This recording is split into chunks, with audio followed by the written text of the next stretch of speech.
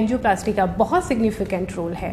तो ये किस तरह का प्रोसेस है? एंजियोप्लास्टी का मतलब है डायलेटेशन विद ए बैलून। जब आप बैलून से ब्लॉक को खोलते हैं, पेशेंट को कभी समझ जाना चाहिए कि हाँ उसको एंजियोप्लास्टी करानी ही करानी है। अगर ब्लॉक 70% से ऊपर हो तो उसमें एंजियोप्लास्टी की जाती है, या आर्टरी के बिल्कुल एंड में है फिर वो चाहे 90% हो, उसको फिर मेडिसिन से मैनेज किया जाता है, उसको खोलने से फायदा नहीं होता। कुछ पेशेंट्स ऐसे होते हैं जो डरते हैं किसी भी तरह के सर्जिकल प्रोसेस से। उस पेशेंट को 70% से ज्यादा ब्लॉक अगर होगा और वो ट्रीटमेंट नहीं कराएगा तो उसको मेजर हार्ट अटैक आ सकता है। किस तरह के बेनिफिट्स एंजियोप्लास्टी के बाद पेशेंट्स को मिलते हैं? मैं 26 साल से एंजियोप्लास्टी कर रहा हूँ। मेरे को ऐसा लगता है कि angioplasty is a very safe procedure, non surgical भी है और प्रैक्टिकली 100% जैसा सेफ प्रोसीजर है। एक पिन प्रिक की जैसा उनको एक बार फील होता है पेन, उसके बाद procedure is painless. Next day they can go home, से अगले दिन they can join the office. Hello everyone, welcome to our healthcare series presented by SSB Heart and Multi-Speciality Hospital. I am with you, Shikha Yadav. As we all know, heart problems are very common nowadays. But the important point is कि treatments are available and we can save the life. तो आज heart problem से related एक treatment के बारे में हम बात करेंगे जिसका नाम है एंजियोप्लास्टी।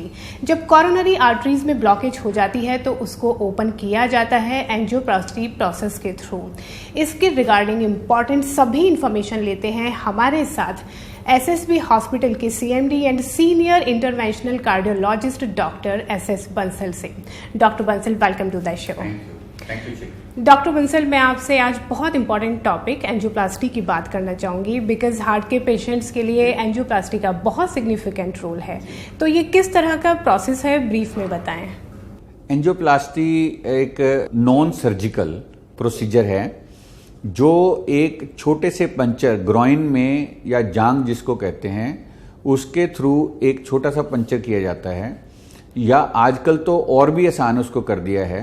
हाथ की ये रेडियल आर्टरी जो जिसको हम नवज कहते हैं, पल्स, यहाँ से एक बड़ा छोटा सा पंचर किया जाता है। उसके बाद उसमें से एक रबर कैथीटर हार्ट तक पहुंचाई जाती है और उसके थ्रू फिर वायर डाल के और जो जहां ब्लॉक होता है उसको वायर से क्रॉस किया जाता है जी।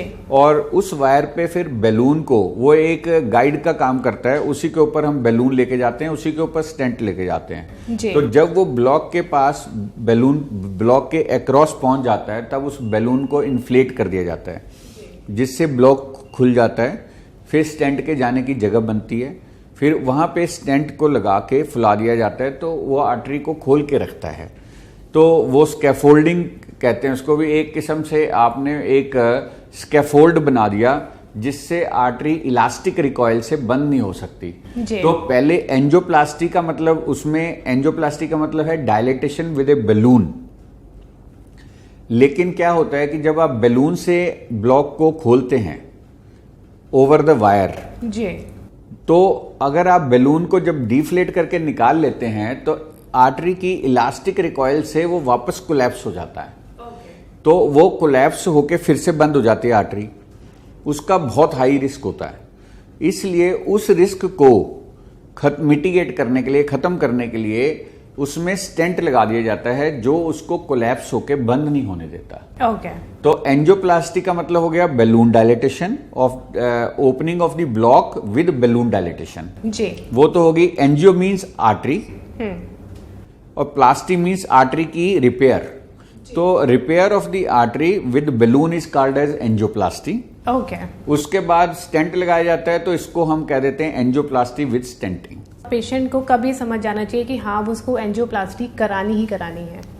देखो, एंजियोप्लास्टी जो है उस पेशेंट की जाती है जिसकी हार्ट की आर्टरी जी, जो हार्ट की 3 मेजर आर्टरीज हैं, किसी किसी में 4 होती हैं, उनमें जो 4 मेजर आर्टरीज हैं या 3 मेजर आर्टरीज हैं किसी पेशेंट के अंदर, उनकी फिर ब्रांचेज हैं। तो एंजियोप्लास्टी करी जाती है अगर मेजर आर्टरी में ब्लॉक हो या उनकी बड़ी ब्रांचेज में ब्लॉक हो जी। और अगर ब्लॉक 70% से ऊपर हो तो उसमें एंजियोप्लास्टी की जाती है।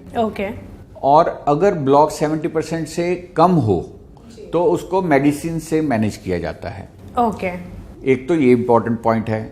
दूसरा ये है कि अगर ब्लॉक 90% भी है जी, लेकिन अगर वो बहुत ही छोटी ब्रांच में है या आर्टरी के बिल्कुल एंड में है जी, फिर वो चाहे 90% हो, उसको फिर मेडिसिन से मैनेज किया जाए तो उसको खोलने से फायदा नहीं होता। ओके, तो उसकी location of the block is important and the size of the artery in which the block is present, that also is very important. तो एंजियोप्लास्टी उसमें की जाती है जब बड़ी आर्टरी में, बड़ी नस में 70% से ज्यादा ब्लॉक हो तो किया जाता है, और प्रॉक्सिमल ब्लॉक हो, ना कि एंड में हो, शुरुआत में हो या मिडल में हो जी, तो आर्टरी में उसकी एंजियोप्लास्टी करनी जरूरी होती है, क्योंकि उससे बड़े हार्ट अटैक का रिस्क होता है जी, तो एंजियोप्लास्टी स्टेंटिंग इन सिचुएशंस में करी जाती है। एक और इसका तरीका है देखने का कि वो ब्लॉक जो है उसको उससे पेशेंट को कितना रिस्क हो सकता है। उसके लिए एक प्रेशर वायर टेक्निक है जिसमें हम उस प्रेशर वायर को ब्लॉक के अक्रॉस पास करते हैं। उसके बाद उसमें सेंसर लगे होते हैं जो ब्लॉक के आगे का और पीछे का प्रेशर चेक कर लेते हैं। ओके, अगर 20% से ज्यादा प्रेशर ड्रॉप हो रहा है ब्लॉक की वजह से जी, फिर इसका मतलब है उस ब्लॉक से पेशेंट को रिस्क है, तो उस ब्लॉक को फिर एंजियोप्लास्टी स्टेंटिंग द्वारा खोला जाता है। जी, तो ये हार्ट की आर्टरीज में भी की जाती है एंजियोप्लास्टी, पैरों की आर्टरीज में भी की जाती है, हाथों की आर्टरीज में भी की जाती है, किडनी की आर्टरीज में, इंटेस्टाइन की आर्टरीज में, ब्रेन की आर्टरीज में। ओके, तो किसी भी बॉडी की आर्टरी में एंजियोप्लास्टी स्टेंटिंग जहां ब्लॉक बन जाता है कोलेस्ट्रॉल की डिपोजिशन की वजह से, उसको एंजियोप्लास्टी द्वारा ही खोला जाता है बिना सर्जरी के। अगर रिकमेंड की गई है एंजियोप्लास्टी, बट कुछ पेशेंट्स ऐसे होते हैं जो डरते हैं किसी भी तरह के सर्जिकल प्रोसेस से नहीं कराएं अगर वो, तो उनको क्या कॉम्प्लिकेशन हो सकते हैं?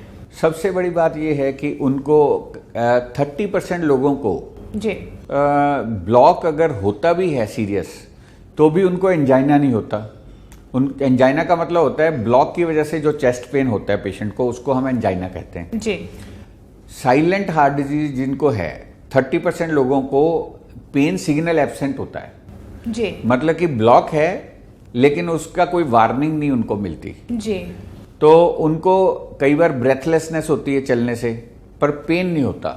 जी, तो ऐसे लोगों को हम साइलेंट हार्ट डिजीज बोल देते हैं। ओके, तो इसलिए जिसका ब्लॉक है, टेस्ट करने पे ब्लॉक का पता लगा, चाहे ट्रेडमिल टेस्ट किया, चाहे स्ट्रेस इको किया, चाहे एंजियोग्राफी करी, चाहे सीटी एंजियोग्राफी करी, जी, उससे ब्लॉक का पता लग गया, तो अगर उसके देखने के बाद, चेक करने के बाद भी अगर पेशेंट कहता है जी मुझे नहीं ट्रीटमेंट करानी क्योंकि मुझे कोई तकलीफ नहीं है, ठीक है, लेकिन इंपॉर्टेंट जगह पे ब्लॉक है, बड़ी आर्टरी में ब्लॉक है, तो उस पेशेंट को 70% से ज़्यादा ब्लॉक अगर होगा और वो ट्रीटमेंट नहीं कराएगा तो उसमें क्लॉट बन के या उसकी प्रोग्रेशन होके वो जब 100% बन जाएगा या अचानक बंद हो जाएगी आर्टरी वहाँ पे क्लॉट बनने से, तो उसको मेजर हार्ट अटैक आ सकता है, जिससे उसकी जान का भी खतरा हो सकता है। क्योंकि हार्ट अटैक में 16% लोग जो हैं पहले 1 घंटे में उनकी डेथ हो जाती है, तो उनको ट्रीटमेंट का मौका ही नहीं मिलता।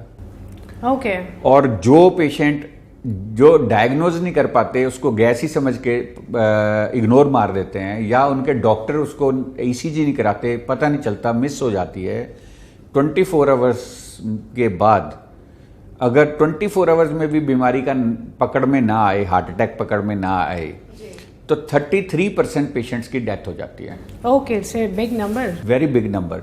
तो अगर आपको ब्लॉक का पता लग गया फिर भी अगर आप उसको नहीं इलाज कराना चाहते हैं तो आपकी जान को भी खतरा है, और अगर आप बच भी जाते हैं हार्ट अटैक होने के बाद, तो जो आपका हार्ट डैमेज हो जाता है उसकी वजह से फिर सारी, एक तो आपकी उम्र कम रह जाती है, दूसरा आपको सांस फूलता रहता है, आपकी क्वालिटी ऑफ लाइफ खराब हो जाती है। तो इसलिए मुझे नहीं लगता कि किसी को अपनी सीरियस हार्ट ब्लॉकेज को इग्नोर करना चाहिए। बिल्कुल। तो डॉक्टर साहब, रिस्क फैक्टर क्या हो सकते हैं जो पेशेंट्स घबराते हैं उनके लिए? मैं चाहूँगी, डेफिनेटली आपने कुछ पॉइंट्स तो क्लियर कर ही दिए कि क्या क्या बेनिफिट्स हो सकते हैं, किस तरह के बेनिफिट्स एंजियोप्लास्टी के बाद पेशेंट्स को मिलते हैं, क्या उसके बाद उसकी लाइफ एक ईजी कंफर्टेबल लाइफ रहती है? जी बिल्कुल शिखा, ये बहुत इंपॉर्टेंट बात है कि हम जो अगर पेशेंट अपना एंजियोप्लास्टी स्टेंटिंग कराता है, इतने पैसे खर्चता है, बिल्कुल, तो उसका बेनिफिट होना चाहिए जी। तो एंजियोप्लास्टी, पहली बात तो ये कि angioplasty is a pretty safe procedure in experienced hands. बिल्कुल। ठीक है, एक्सपीरियंस्ड आदमी जो एंजियोप्लास्टी, जैसे मैं 26 साल से एंजियोप्लास्टी कर रहा हूं, तो मेरे को ऐसा लगता है कि angioplasty is a very safe procedure, non surgical भी है और प्रैक्टिकली 100% जैसा सेफ प्रोसीजर है जी। 100% सेफ्टी वैसे किसी भी तरह से आप कह नहीं सकते जी। 1% से ज्यादा रिस्क होता ही नहीं है एंजियोप्लास्टी में। मुझे तो अपने पेशेंट्स में 0.1% रिस्क लगता है एंजियोप्लास्टी में। अगर हमें हाई रिस्क लगता है तो हमें एंजियोप्लास्टी करने से पहले पता लग जाता है कि इस पेशेंट में एंजियोप्लास्टी में रिस्क है, तो उसमें बाईपास कर देते हैं हम। जिसमें हमें लगता है एंजियोप्लास्टी करने में बहुत रिस्क है, हम उसकी बाईपास करा देते हैं। There are other alternatives. तो जब हम चूज कर लेते हैं कि भी इसकी एंजियोप्लास्टी सेफ है, तो हम उसको सेफली एंजियोप्लास्टी कर सकते हैं।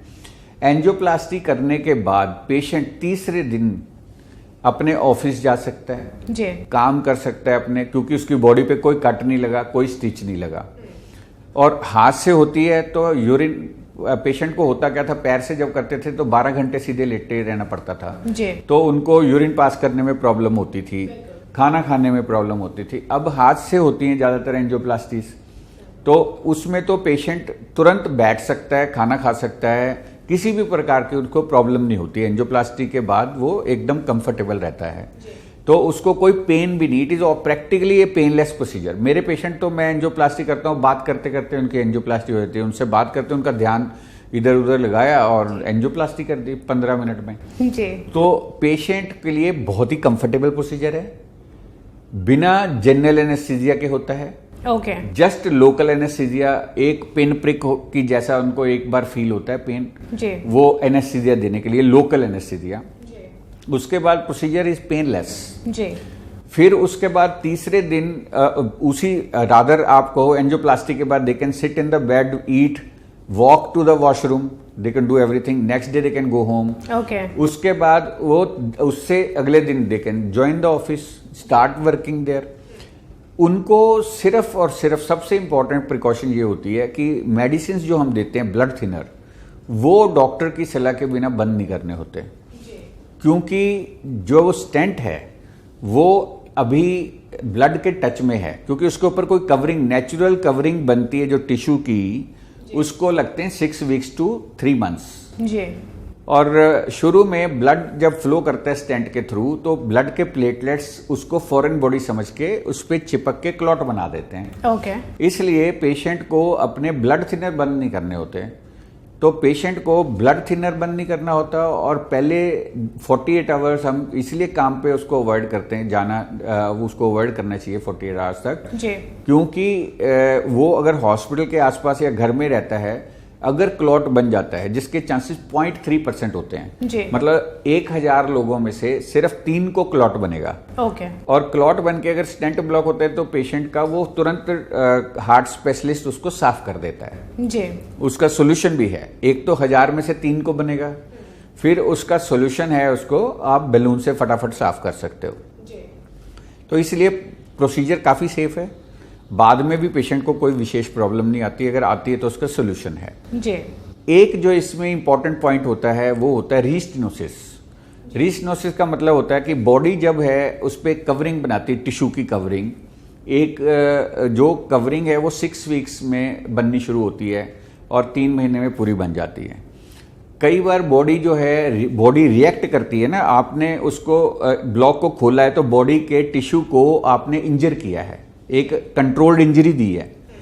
उस इंजरी के बाद बॉडी के जो स्मूथ मसल होता है आर्टरी का, वो मल्टीप्लाई कर करके उसको न्यू प्रोलिफरेशन प्रोसेस कहते हैं, उसमें दोबारा ब्लॉक बन जाता है स्टेंट में। ओके।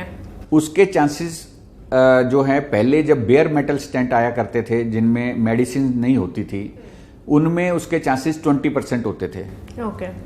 अब उस स्टेंट्स में ड्रग कोटेड स्टेंट्स आने लगे हैं जिनमें से ड्रग रिलीज होती है, वो सेल्स को मल्टीप्लाई नहीं करने देती। ओके। तो उसमें चांसेस प्रैक्टिकली 2 से 5% होते हैं, 2 to 5%, 5% होते हैं डायबिटिक पेशेंट्स में, 2% होते हैं जो जिनको डायबिटीज नहीं है। तो दोबारा भी अगर किसी को 5% में अनफॉर्चुनेटली किसी को हो भी गया दोबारा, तो उसमें स्टेंट में से स्टेंट फिर लग जाता है। ओके।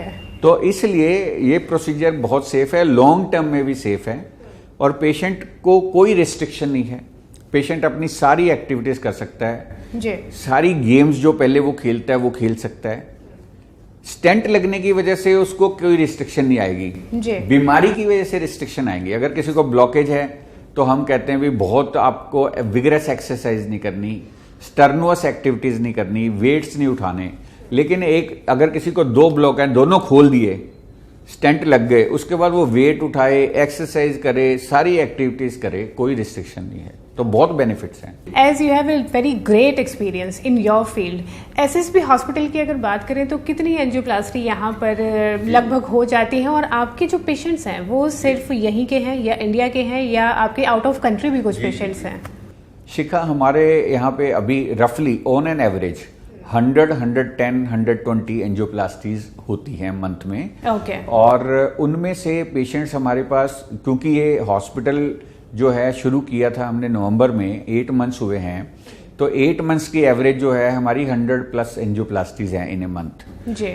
और ये पेशेंट्स हैं मैं क्योंकि एंजियोप्लास्टी पिछले 25 साल से कर रहा हूँ, तो मेरे वर्ड ऑफ माउथ से बहुत सारे पेशेंट्स हैं जो ना केवल फरीदाबाद के हैं या दिल्ली एनसीआर के हैं, मेरे पास पूरे हरियाणा स्टेट से आते हैं, यूपी स्टेट से आते हैं, और प्रैक्टिकली ये मैं कहूँ कि हाफ ऑफ इंडिया के जो अलग अलग स्टेट्स, मध्य प्रदेश से काफ़ी पेशेंट आते हैं, बिहार से आते हैं, वेस्ट बंगाल से आते हैं जी। तो मेरे पास जो पेशेंट्स हैं मल्टीपल स्टेट्स से आते हैं इंडिया में। दूसरा, मेरे पेशेंट्स हैं इंटरनेशनल पेशेंट्स मेरे पास बहुत आते हैं। ओके। तो जिन्होंने मेरे से एंजियोप्लास्टी कराई है वो अपने रिलेटिव्स को, फ्रेंड्स को भेजते रहते हैं मेरे पास। तो उस तरह से हम लगभग 100 एंजियोप्लास्टीज महीने में मैं कर लेता हूँ। तो वो मुझे बड़ा सेटिस्फाइंग लगता है कि मैं बड़ा सेटिस्फाइड इसलिए भी फील करता हूँ कि मेरे रिजल्ट से पेशेंट भी सेटिस्फाइड है, मैं खुद भी सेटिस्फाइड हूँ। ट्रू, बिल्कुल। Doctor Bansal, thank you so much for all the information and saving the many peoples life. Thank you very much. So हमारे साथ थे डॉक्टर बंसल, जिन्होंने हमें बताया एंजियोप्लास्टी के बारे में। तो जो भी हार्ट पेशेंट एंजियोप्लास्टी से घबराते हैं, डरते हैं या उसको डिले करने की कोशिश करते हैं, तो उनको ये बहुत अच्छी तरह समझ लेना चाहिए कि प्रोसेस को डिले करने से आपकी प्रॉब्लम दूर नहीं होगी। बेटर है कि डायग्नोसिस के बाद अर्ली ट्रीटमेंट लें और अपनी लाइफ को सेव करें। तो अगर आप इस हार्ट प्रॉब्लम से जूझ रहे हैं तो विदाउट एनी सेकेंड थॉट आप एसएसबी हॉस्पिटल फरीदाबाद में कंसल्ट करें और वक्त रहते हुए अपनी हार्ट प्रॉब्लम को दूर करें। So be happy, be healthy, stay safe, take care.